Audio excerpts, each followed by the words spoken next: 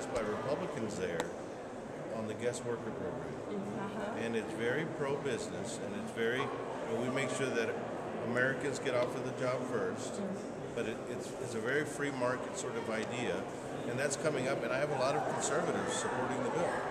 And it really is about the tone of the debate. Thank you. And being positive. Thank you. You know, most Hispanic Americans are God-loving, family-oriented, pro-small business, pro-Second Amendment. We are natural Republicans. We just are not used to it.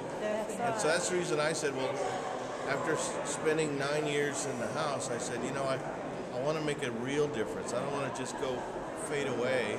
And I want to make a difference so that our community can have a choice. Because only through choice do you have both parties competing for you. And right now, that's what's happening. Because the Republicans know that without us being part of the coalition, they will not survive because of demographic changes. And quite frankly, we are Republicans. We're natural Republicans. That's true.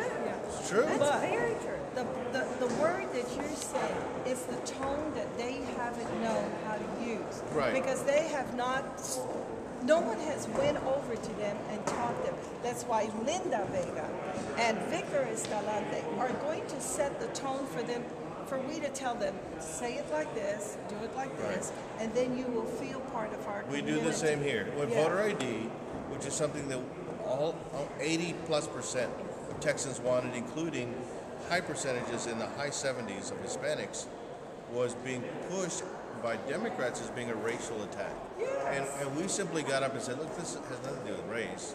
This has to do with integrity of elections. And we made that point, and we deflected all of the racial attacks against the Republican Party. And it was very constructive. That is right. And I'm very happy.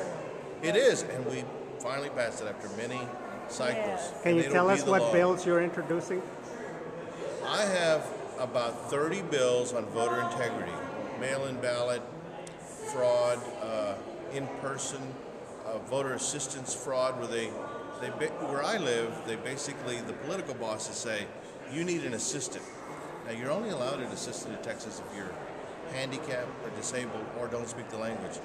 Many people speak English fluently, better than the person trying to assist them, but the bosses want to know how you vote so they can determine whether or not to give you or your family member a job. And so that is right. that voter assistance, we had 8,000 people vote in a recent election for a write-in candidate because he was angry that somebody else beat him.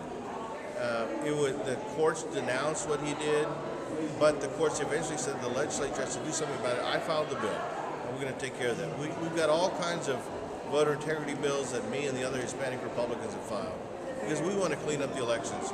We want fair elections. With fair elections, we can win. That's right. That is right. Thank you so much.